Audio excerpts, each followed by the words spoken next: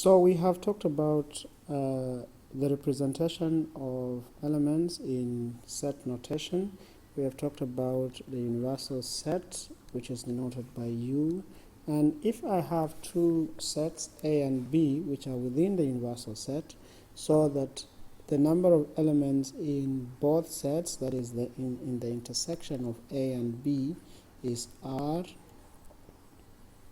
and the number of elements in A that are not in B is P, so that part there, and the number of elements that are in B and not in Q, not in B, is Q. Then very clearly it is true that since I know that A union B is represented by all the elements that are either in A or in B or in both,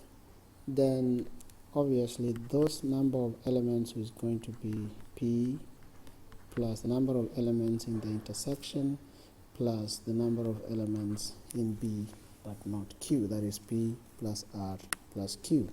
But this actually, if we think of the number of elements in A alone, is P plus R, and the number of elements in B alone is Q plus R. If we think of the two independently, then we can clearly see that the number of elements in A union B is therefore the same as the number of elements in A, P plus R, plus the number of elements in B, which is Q plus R. But since so far we have had R twice, as can be seen there, we probably want to take away that R, that is taking away the number of elements in the intersection, which is the R. That is, the number of elements in the union of two sets is basically the number of elements in one set plus the number of elements in the other set minus the number of elements in the intersection. This translates to what we call the additional law of probability. If I translated this into probability terms, the probability